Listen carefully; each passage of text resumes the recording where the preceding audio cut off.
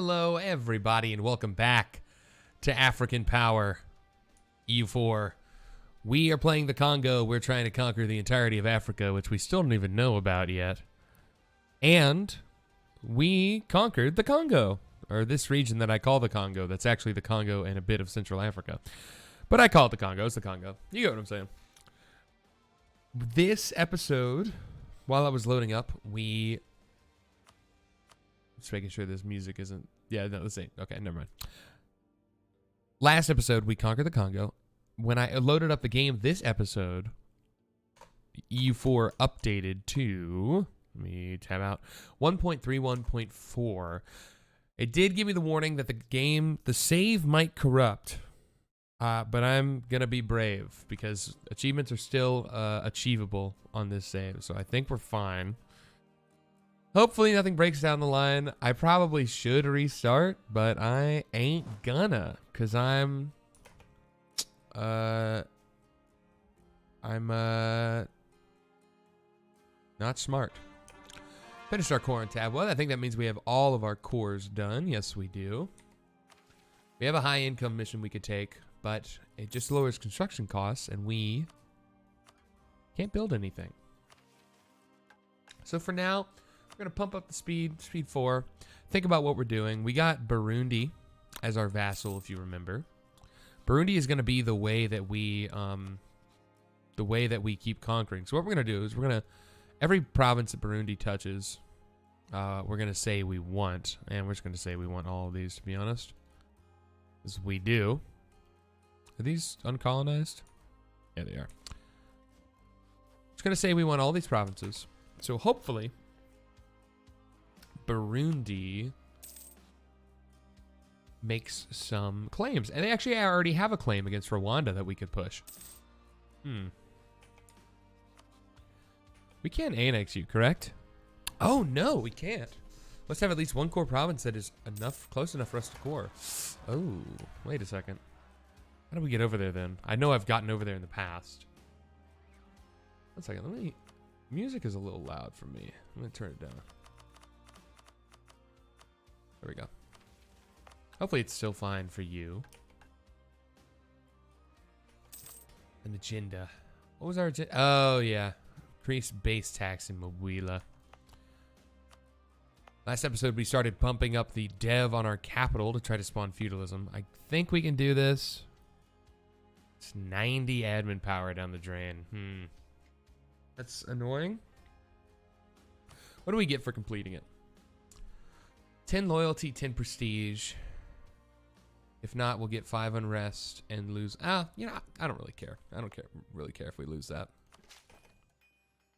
We're gonna keep pumping up feudalism. That's the goal. Congo has become a bit of a paradise. Although I know it's not the absolute insane metropolises that have been part of the Leviathan update due to the centralized development. I think that's what it's called, mechanic. Again, I don't have the DLC. I just don't really want to buy it until they show that it's worth buying. So we're playing without it. Gotta build up our own metropolises ourselves, the old-fashioned way. 5 military and 5 diplo a month, and then 7 admin. We need old Niku to die. He's 61, and we have a 12-year-old really good king about to come in, although his claim is bad. That's the only unfortunate part. It won't be that bad, though. Lack of demand for ivory. The demand for ivory is never there. It's weird. I forget. If I, declared war... Well, I don't want to do this because there is the coalition against us. So, yeah, we're going to wait anyways. We're just waiting... Mostly until these guys leave. Once Tumbuka and Maravi are gone and Mutapa are all down, I think we might just, blitz this whole area. We'll see. What I really want is to get Admin Tech 4 so we can start building temples everywhere and start, actually investing this money into things. Could buy soldiers. There's no point, and we have no manpower. We actually can't buy soldiers. Don't listen to what I'm saying. And we're hanging. I mean, we're just hanging. It's weird. So we have a merchant at the Ivory Coast, right? Like we have a merchant here, which means we do trade with the West Africans, and we know of the sea. Like this is all discovered. This isn't terra incognita. We know of all these seas, but we don't know of the countries that we're trading with. Strange. Gotta pick a counselor. Global trade power, monthly autonomy. I think monthly autonomy is what we want out of all of these. So we're going to say screw the nobility. It'll also help the clergy loyalty when we piss them off.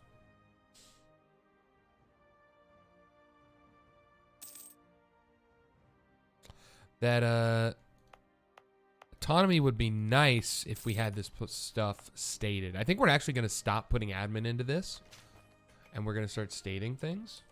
Stating is extremely important. It lets the autonomy go down. The higher autonomy, the basically useless. These provinces become useless with high autonomy. We're getting like negative 90% on all the money and manpower and stuff. So we're going to look at this map mode. All the light green is unstated land, while the dark green is stated. Actually, there's some... the stuff that we inherited from our vassals, it's cored for free, but we actually have to state it ourselves. There we go. How much will it take to 24 of our governing capacity? Oh, how much governing capacity do we actually have? That should be something I check. Oh, 400. No, we're fine. We're fine. So you let's actually look like, what is Kasai? Yeah, this one has the most dev.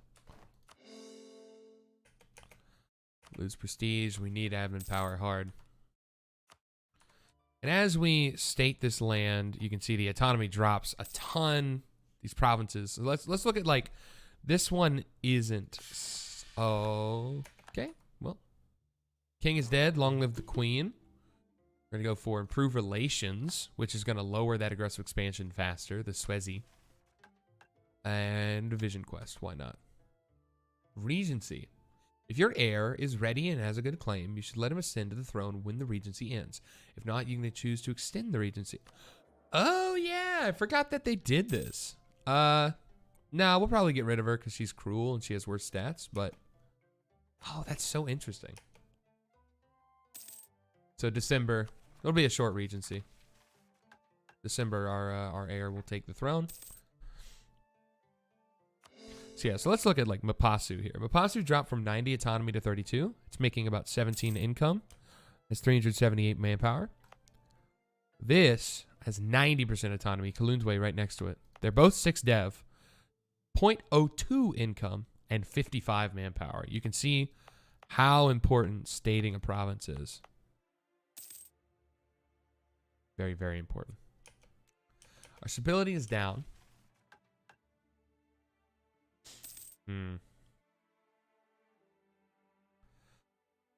State, yep, failed. We're going to get a new one, and hopefully it's something we can do. I want to go for something for the clergy. Get stability to 1. I mean, we want to do that. Manpower to 50. We want to do that. I think we do stability. We try to get it complete, and then we revoke stuff from... Oh, it's the nobility that doesn't like us, not the clergy. Yeah, whoops. Okay. So now, this is a big choice. So Alvaro has taken to the throne. He is a... Ooh, 20 prestige. That's just super nice to have. Let's see his... Liberty, desire, and subjects. Not very important at all, honestly, I would say. It's sort of a bummer. At least it's not bad. But we have a big decision here because he's 15. He's probably going to live a good long time unless we get unlucky. Also, need to move this. Zimbe, huh? 13, 12, 12, 12. Split this army in half. One here and one over here. We can go with Swezi, which is what we're doing right now to keep our aggressive expansion down. We can go with Mawari to help our wars in the future, although we do get those Wrath of Mawari events, which lower our stability, which sucks. Or we can go for Malira, which is like the deal with our inner turmoil, keep rebels down. So yeah, we can sort of look at these as like prepare for expansion, fight wars for expansion, or keep the internal situation good after expansion. I think we're doing fine keeping the rebels down. Like, we can kill them when they pop up. We're going to go with Swezi. And it's going to make us weaker in wars, but I think we're already so much stronger than any individual country over here that just lowering the aggressive expansion. See, it's already negative 44 here. Lowering the aggressive expansion, breaking down these coalitions is just going to be the way to go. Some automatic rebel suppression going on. Manpower reserves are building up again. We're no longer refilling the garrisons or the units. It's building up, obscene amounts of money. We're over our naval limit, but doesn't really matter. We're barely paying anything for fleet maintenance. What are we improving? We're improving relations with Burundi and Mutapa, yeah. You can probably stop with Mutapa. Ooh, they actually want to ally us. That is a worthwhile alliance, I would say. That's actually a very worthwhile alliance. Anyone else want to ally us? Mombasa, Malindi, and Pate. Wait a second. Did Kilwa lose Mombasa? Or is this how they start the game now? History. Was annexed by... No, yeah. Mombasa broke out in 1451. Ooh. Mombasa, I think, is going to be a great ally for the future. Yeah. I like that a lot. Okay, well, we're setting ourselves up for some future politicking around over in the... What's this region? East Africa region. It's East Africa, Central Africa, West Africa is this, and then Congo. Little strange on the naming conventions. Ooh, legitimacy is going down every year. We got to get the stability up. Pump it. Push it. Pump it good. Okay, just making sure we are recording. Oh man, if we weren't, I would have been mad. Kazembe separatists, we're gonna get the armies together. And attack. Ah, they took the highlands, unfortunately. Lose prestige.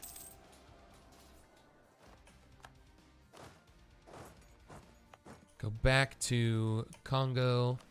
Look at the feudalism. We are maybe one development away, if we're unlucky, two.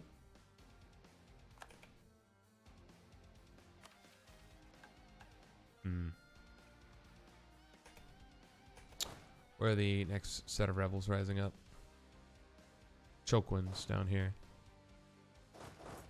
You here, and you up here. That's going to take our entire manpower reserve to get the men back from that. We lost 2,000 people in that revolt. Why are people angry? Just separatism. Just because we conquered them. I mean, understandable. Understandable. Boost our stability up. Complete to stabilize the country. Ooh, get divination. National unrest. And get religious sacrifices because our ruler has an administrative skill of 3. These national decisions are fetishist specific. Basically, every ruler, it's sort of like the Sunni Muslim ones. Every ruler, you can get a plethora of decisions if your ruler's good enough and you have good enough stability. That just make your country a little bit better. So stability cost down, prestige up. That's just awesome. Just good to have. Music's really going ham right now, and we're really not at war. Let's find something a little nicer. There we go. There we go. We have some diplomats not really doing anything. I think we're going to use the diplomacy. I forget. What is this called again? Ledger? Not ledger. Whatever this is. We're going to automate them. We're going to automate them to outraged countries. Outraged countries improves relations with people with aggressive expansion against us. The more relations they have, the more likely they're going to leave the coalition. So just helps them leave quicker.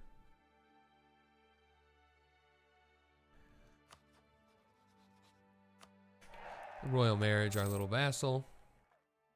Royal marriages help your legitimacy over time. We have more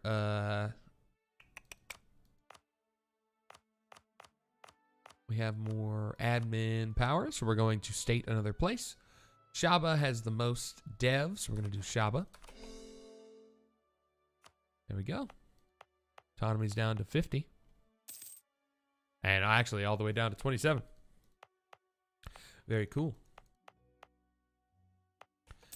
See, we have enough to dev one more time in Kongo or Mapimba. Yeah, there we go. And we got feudalism.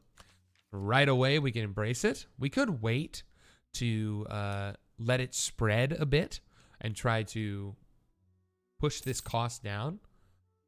It costs more to embrace a new institution, the less it's embracing in all your dev, as you can see here. Each province, the higher dev ones cost more because it's not embraced there. But we could push it. We have the money for it.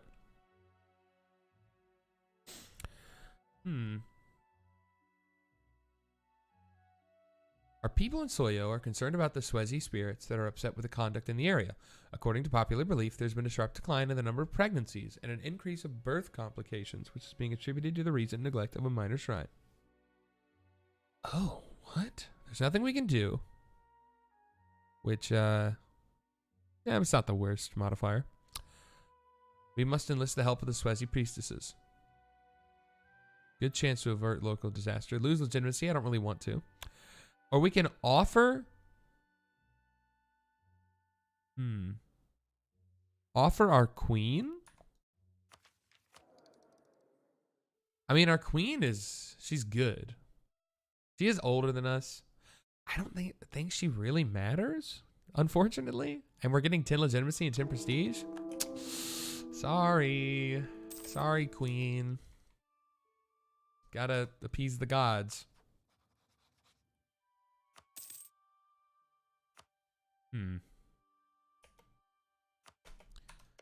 Wait, can we just fabricate a claim?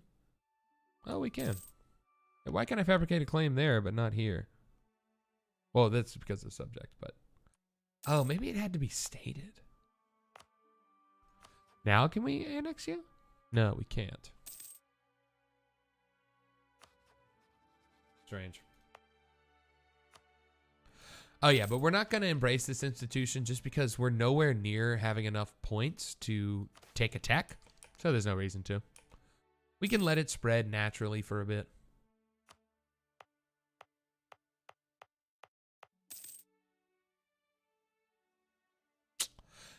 There is a bit of an argument of embracing it, because embracing it makes it actually spread to the provinces a lot quicker. And then we could start on another dev bomb to try to get the Renaissance, which we are also behind on. I think we'll gain a... who do we want to piss off? The nobility or the merchants? I think we want to piss off the merchants just because they don't mean as much for our country. Trade efficiency, it's just... We don't get much money from trade. We'd rather have manpower recovery. Piss off the merchants. The nobility and clergy like us pretty well. We may... Oh, here we go. Here's something here. You can give your estates privileges. And one of those kinds of privileges are monopolies, which gives you mercantilism, a little bit of income, and then you get no income from the trade resource on the provinces that you give the monopoly to. This is good to get. You get money. I think I've tried to do the calculations in the past. You get less money than you would if you just had the resources collecting money over time, but you get it all up front, and you get a mercantilism, and you get loyalty for said estate, which is really good. And I like to do it for ones like livestock here, which barely make me any money anyways, but still give me a mercantilism. If we did it for mining and smelting, we'd be losing out on a lot of money. We'd get a lot now, but we'd be losing out on even more. We'd still only get one mercantilism. So I like to do it for these ones that barely make me any money. Command of the military is a weird one. That's a weird one. I don't want to do that.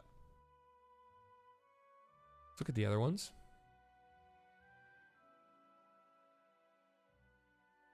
Oh, 20 local autonomy minus 15% local development cost. Oh, and 3 mercantilism. This is new. That would be for, wait, where is it again? In the Congo. In the Congo trade node. So, oh, it'd be all of the provinces we have that have these centers of trade. Oh, that would have been nice for our capital. That would have been more development costs we could have pushed down. I think we don't do it though.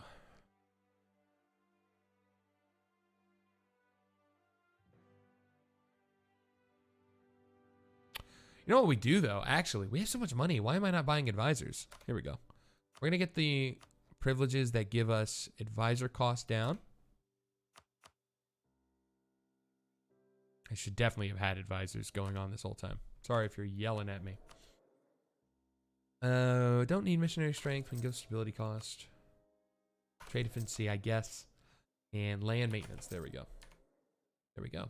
All those advisors give us +1 of each power per month, which is very nice.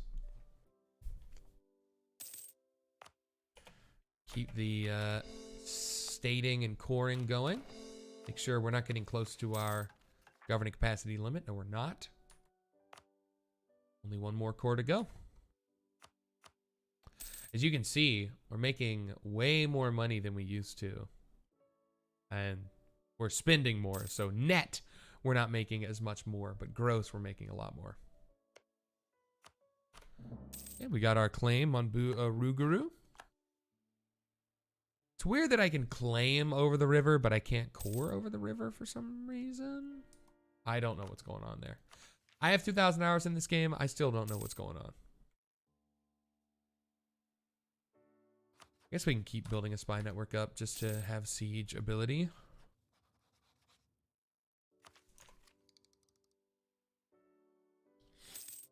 I'm still wondering if we want to embrace this. I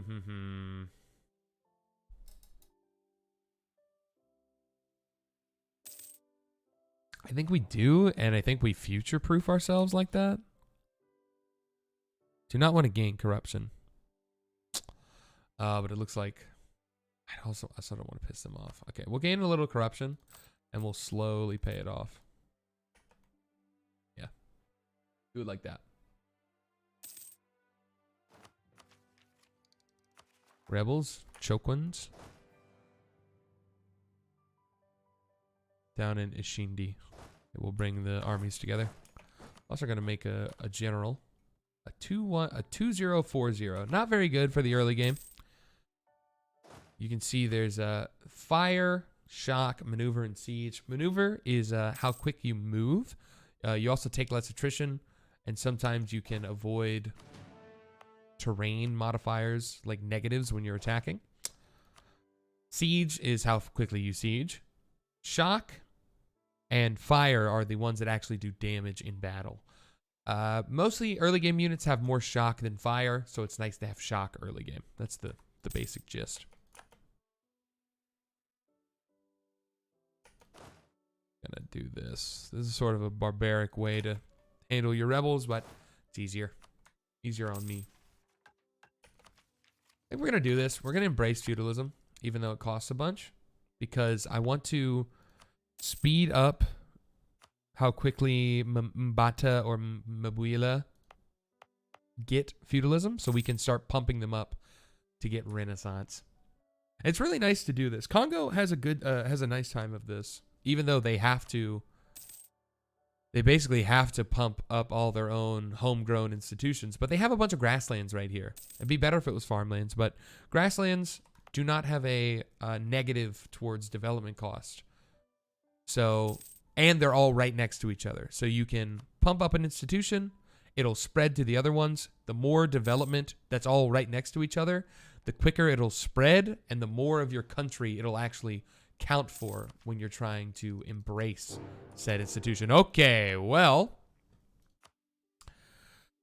we've run into something that I honestly didn't expect to happen at this point. We got declared on by the coalition. Okay, it's actually surprising to me. We're gonna hire some mercenaries.